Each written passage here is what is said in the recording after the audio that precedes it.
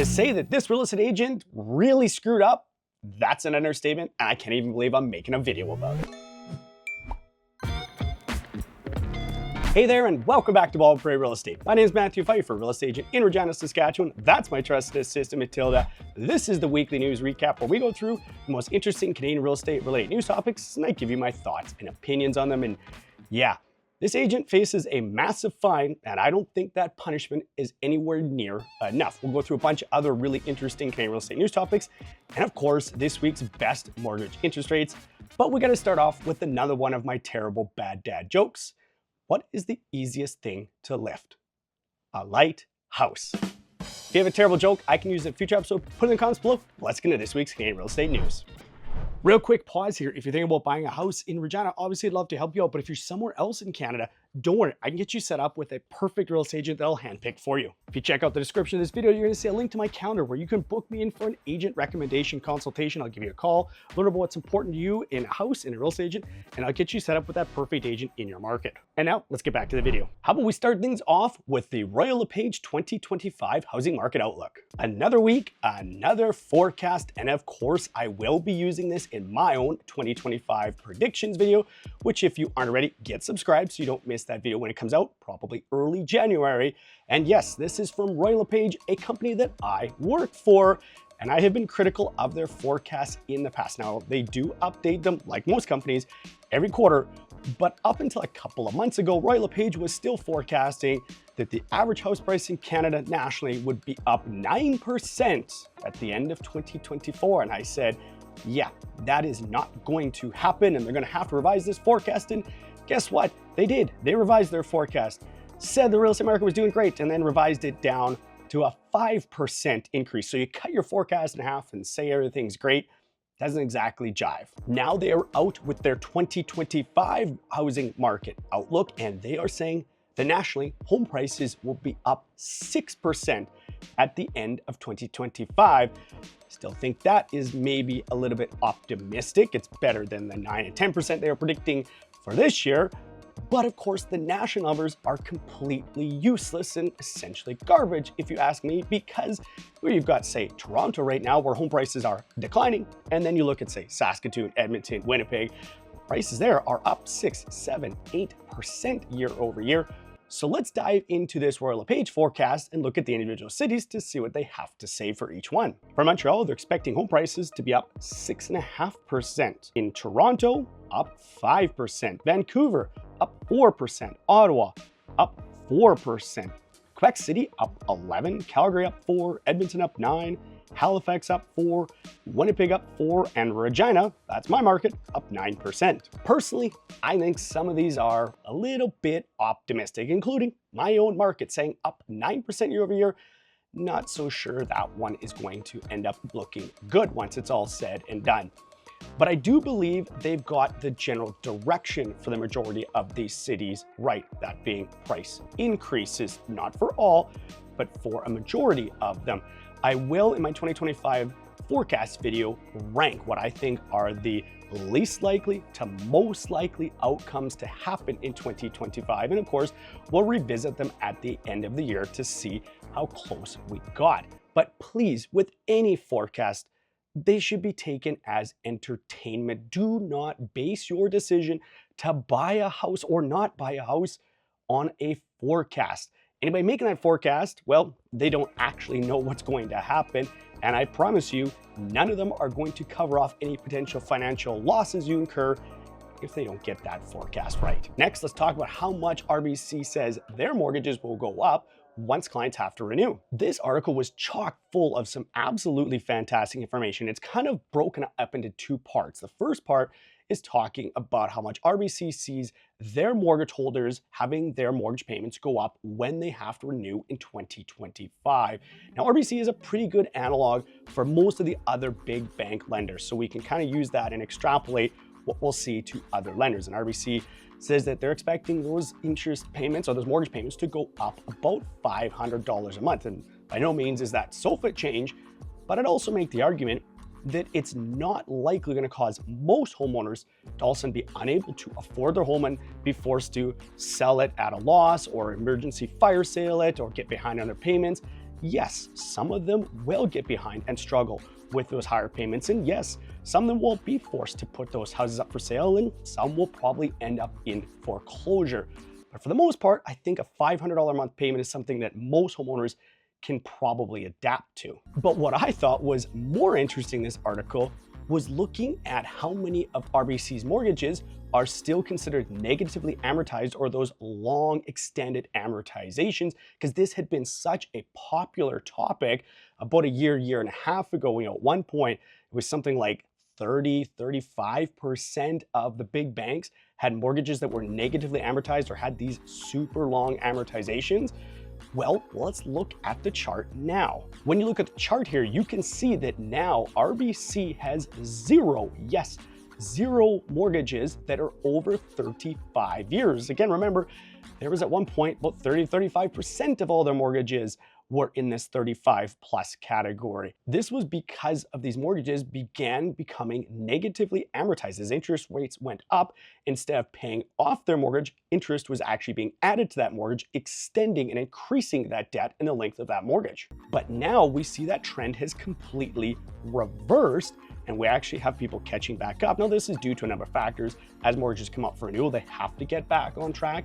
Banks have been pushing customers to make lump sum payments or increase payments to get caught back up. And of course, as interest rates have come down, it's allowed that overall payment size to shrink and homeowners to catch up on those mortgages.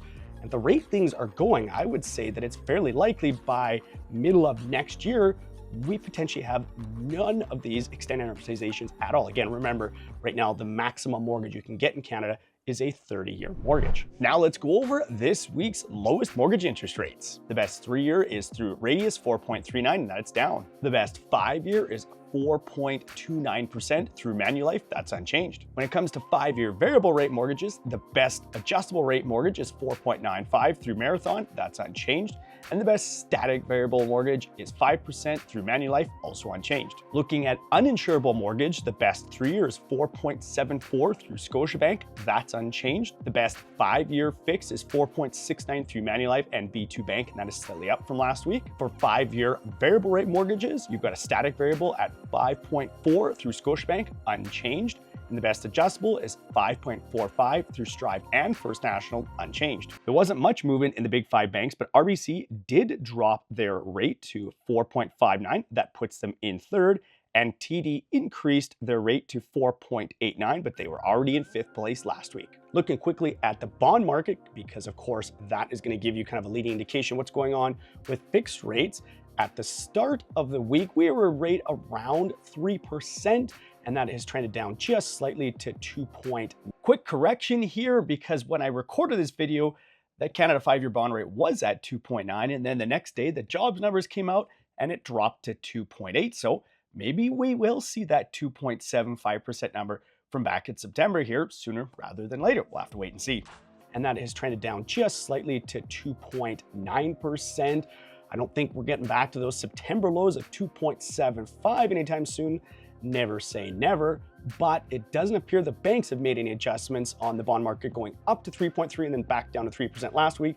I don't expect much change this week either. As always, the lowest mortgage rate isn't always the best mortgage. And I've done an explainer video on that. I'll put a link to that in the description, and with a pop-up cards telling you why you shouldn't just take the lowest mortgage rate. Now let's talk about how we might run out of condos. Okay, hold up for just 1 second here, because this is actually a pretty worrying trend. Steve 𝗬𝗏🗫 had put this tweet out a few days ago. I think it's fantastic, and if you're not following him, you really should. But if you look at Toronto, they have essentially 0 completions for condos slated once we get out to 2030. And yes, of course, these things will change. There will be starts that will come up. So I don't think we're going to completely run out of condos by 2030, but it is an alarming trend.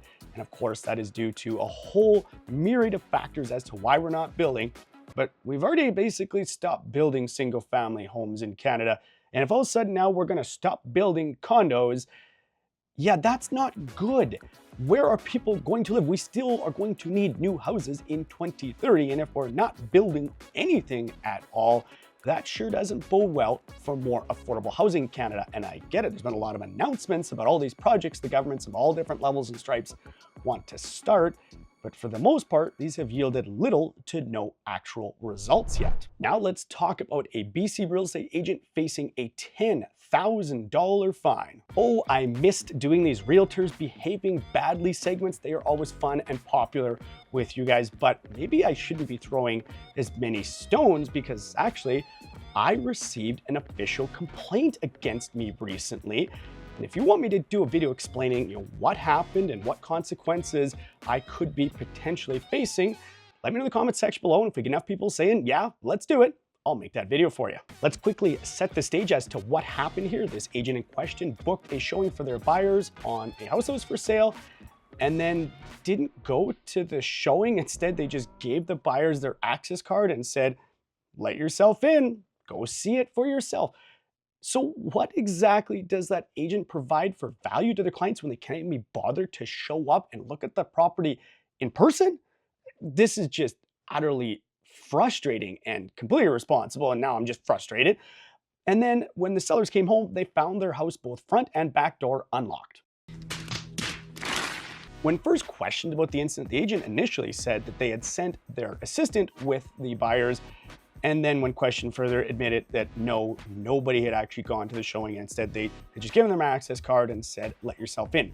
Originally, they were fined $20,000 for this, but that fine was reduced to $10,000 because they apologized. They were initially not cooperative and then cooperative, and they're going to take some training. If you're asking me, I think this agent's actions are completely irresponsible and unacceptable, and they shouldn't have a real estate license anymore. If I was handing out the judgment, I would say, sorry, you can't be a realtor anymore, because the public is placing trust in us as real estate agents when you are showing a house that you're bringing qualified, serious buyers to that showing. And then as a buyer's agent, your job is to be investigating the property, answering questions about the property that buyer may have. You want to give them as much information as you can about that property so that they can make a good informed decision whether they want to buy that house or not. And you're also supposed to be there to ensure that things do not happen in or to that seller's house. That is your job. That is what the public has placed in your care. And this agent couldn't even be bothered to do that. That just gives all real estate agents a bad look. And I can see why people say, what's the need for a buyer's agent? They just open the front door. This agent couldn't even be bothered to do that. And then we have people saying, and understandably so, we should get rid of real estate agents. Well, when they act like this, yeah, we probably should. If you can't provide any value to your clients, why are you getting paid? When I'm showing houses, it is my personal responsibility, I feel, to make sure I learn as much as I possibly can about that house and translate that to my clients so they understand what type of house they're buying, what potential problems and pitfalls that house may have, so that they can make the best, most educated decision about whether they want to buy that house or not. And I tell sellers that if somebody's booking a showing with me and I don't feel comfortable bringing them through my own personal house, I wouldn't bring them through their house. This agent didn't seem to even care about any of those issues. Now that's enough ranting from me on this subject, but I want to know what you guys have to say. Let me know in the comments below. If you were the one handing out discipline, what type of discipline would you give this real estate agent for their actions? And then check out this video right here, which is my most recent monthly Canadian real estate market update. If you like this video, please give it a like. And as always, thanks very much for watching.